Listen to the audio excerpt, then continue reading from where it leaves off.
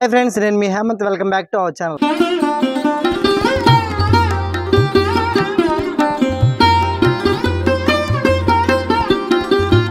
మనం స్టార్ట్ చేసిన 276 పాదలపేట శివస్థలాల్లో ఒకటైన శ్రీ తిరుక్కాలమేడు శ్రీ సత్యనాథేశ్వర ఆలయానికి అయితే వెళ్ళబోతున్నామండి.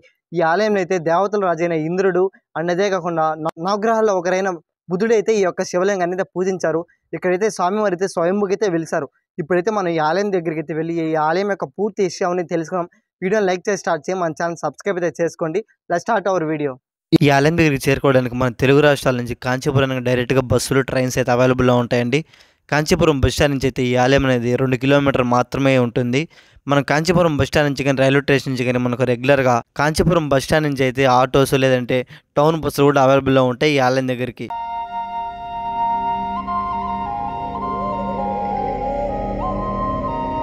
ఇదనండి మనం అయితే టెంపుల్ దగ్గర అయితే వచ్చేసాం. ఇప్పుడు మనం టెంపుల్లోకి వెళ్ళే ముందు టెంపుల్ యొక్క టైమింగ్స్ విషయానికి వస్తే ఉదయం 7 నుంచి 11 వరకు, తిరిగి 4:30 నుంచి 7 వరకు అయితే ఓపెన్లో ఉంటుందండి. ఇప్పుడైతే మనం టెంపుల్లోకి అయితే వెళ్ళి టెంపుల్ యొక్క పూర్తి విషయాన్ని తెలుసుకున్నాం. పదండి.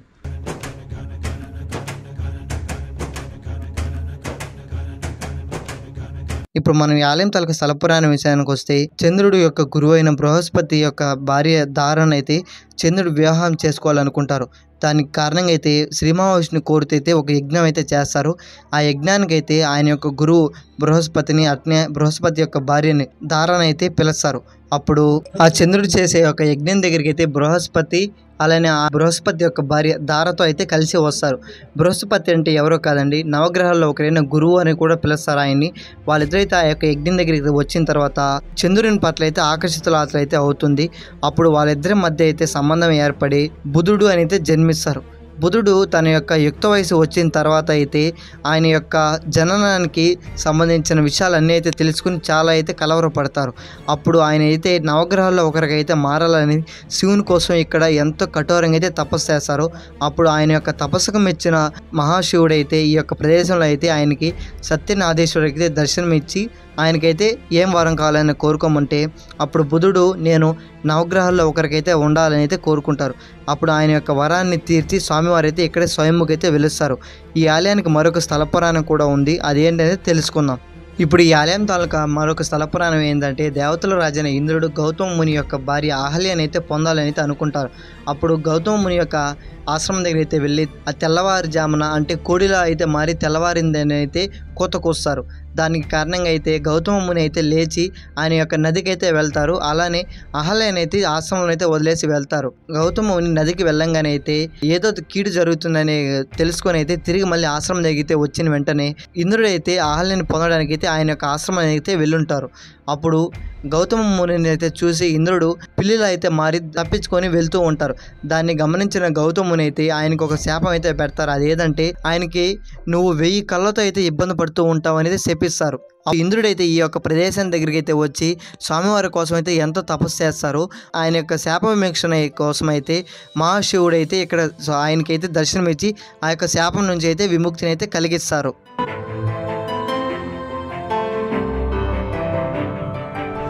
స్వామివారిని అయితే శ్రీ సత్యనాథేశ్వరని, అమ్మవారిని అయితే శ్రీ భ్రమరాంబిక అమ్మవారిని అయితే పిలుస్తారు. అండ్ అదే కాకుండా అమ్మవారికి ఒక ప్రత్యేకంగా మందిరం అయితే ఉంటుంది. కానీ ఈ యొక్క కాంచీపురంలో మాత్రం అమ్మవారికి ప్రత్యేకంగా మందిరాలు అయితే ఉండవండి. ఎందుకంటే అష్టాదశ శక్తిపీఠాల్లో ఒకటైన కామాక్షి అమ్మవారి యొక్క ఆలయం కాంచీపురంలో ఉన్నంత కారణంగా అయితే ఇక్కడ ప్రతి ఒక్క శివాలయానికి కూడా కామాక్షి అమ్మవారి యొక్క ఆలయాన్ని ఒక ప్రధానంగా అమ్మవారినిగా పరిగణిస్తారు.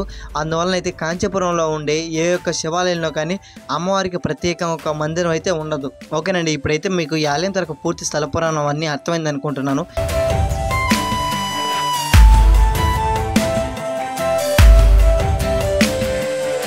ఇప్పుడైతే మనం ఈ ఆలయం తాలూకా నిర్మాణ విషయానికి వస్తే ఈ ఆలయం అయితే 8వ శతాబ్దంలో అయితే చోళరాజులు అయితే నిర్మించారు. వాళ్ళ తర్వాత విజయనగర చక్రవర్తులు నాయకులు వాళ్ళైతే ఎంతగానో అభివృద్ధి అయితే చేస్తూ వచ్చారు. ఈ ఆలయం ఎంట్రన్స్లోనే మనకు ఈ ఆలయం తాలూకా ధ్వజస్తంభం, బలిపీఠం, అలానే 3 అంతస్తులు కలిగిన రాజగోపురం అయితే దర్శనమిస్తుంది. ఈ యొక్క రాజగోపురం అయితే ఎంతో అద్భుతంగా ఎంతో గంభీరంగా అయితే ఎంతో అద్భుతంగా అయితే ఉంటుంది. మనం అలానే రాజగోపురం నుంచి లోపలికి వెళ్ళంగానే ఈ ఆలయం తాలూకా ముఖమండపం, మహామండపం, గర్భాలయం అయితే దర్శనమిస్తుంది. ఇక్కడ స్వామివారు అయితే స్వయంభుగా అయితే వెలిసారు. ఈ ఆలయం యొక్క ప్రదక్షిణ మార్గంలో అయితే దక్షిణామూర్తి యొక్క విగ్రహం, వినాయక స్వామి యొక్క విగ్రహం, అలానే సుబ్రహ్మణ్య స్వామి యొక్క విగ్రహాలు అయితే ఉన్నాయండి. అండ్ అదే కాకుండా చండీకేశ్వర స్వామి యొక్క విగ్రహం కూడా ఉంది, దుర్గాదేవి అమ్మవారి యొక్క విగ్రహం. అండ్ ఇక్కడైతే దక్షిణామూర్తి యొక్క విగ్రహం అయితే చాలా ప్రత్యేకంగా అయితే ఉంటుందండి.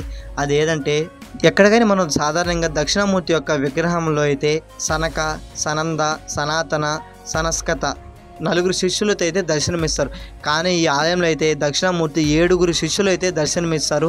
ఇక్కడ భక్తులు ఇక్కడ స్వామివారిని దర్శించుకుంటే జ్ఞానం కలుగుతుందనేది ఇక్కడ భక్తుల యొక్క ప్రగాఢ విశ్వాసం. అండ్ అదే కాకుండా ఇక్కడ స్వామివారి యొక్క విగ్రహం అనేది పశ్చిమ ముఖంగా అయితే ఉంటారు.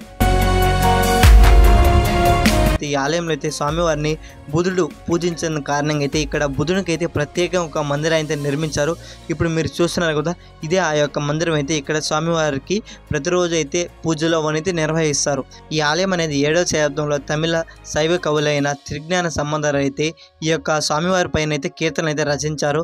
అందువలన అయితే ఈ ఆలయం అనేది మనం స్టార్ట్ చేసిన 276 పాతలపేట శివస్థలాల్లో ఒకటిగా అయితే వర్గీకరిస్తారు. అండ్ అదే కాకుండా కాంచీపురం ఉండే 4 పాతలపేట శివస్థలాల్లో ఈ ఆలయం కూడా ఒకటండి. మనం స్టార్ట్ చేసిన 276 పాతలపేట శివస్థలాల్లో సిరీస్ అనేది ఈ యొక్క ఆలయం కూడా. ఈ యొక్క సిరీస్ అనేది మన ఛానల్లో ఉండే ప్లేలిస్ట్ని అయితే చూసి మీరు యొక్క 276 పాతలపేట శివస్థలాలు అవన్నీ అయితే చూడవచ్చు. ఈ ఆలయంలో అయితే పండుగలు మహాశివరాత్రి, అలానే డిసెంబర్, జనవరి, అక్టోబర్ ఇలాంటి నెలలు అయితే అన్నాభిషేకం మరెన్నో పండుగలు అయితే జరుపుతారు. అండ్ అదే కాకుండా ప్రదోష వేళలు, పౌర్ణమి ఇవన్నీ అయితే చాలా అంగరంగ వైభవంగా అయితే చేస్తారు.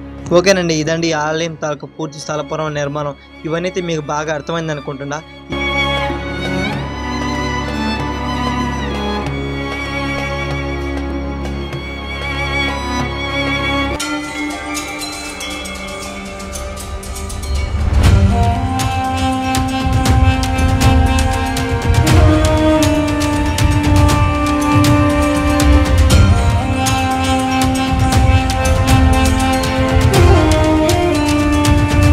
ఓకేనండి, ఇదండి వాళ్ళ వీడియో ఎలా నచ్చిందా? నాకైతే చాలా అంటే చాలా బాగా నచ్చింది. నేను స్టార్ట్ చేసిన ఈ యొక్క 276 పాతలపేట శివస్థలాలు అనే వీడియోస్ మీరు బాగా ఆదరిస్తారని నమ్ముతూ మళ్ళీ ఒక మంచి వీడియోలో కలుసుకుందాం. అండ్ అదే కాకుండా నెక్స్ట్ వీడియో ఏదో తెలుసుకున్న ముందైతే మనం ఒక చిన్న నోటీస్ అయితే చెప్పాలి. అదేంటంటే త్వరలో అయితే మన ఛానల్లో శబరిమల యొక్క పూర్తి స్థల పురాణ నిర్మాణం యొక్క వీడియోస్ అనేది త్వరలో అయితే వస్తాయి. వాటి గురించి పూర్తి ఇన్ఫర్మేషన్ అయితే మీకు అతి త్వరలో అయితే అందిస్తాను నేనైతే.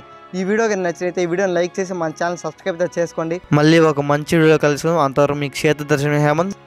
జై హింద్.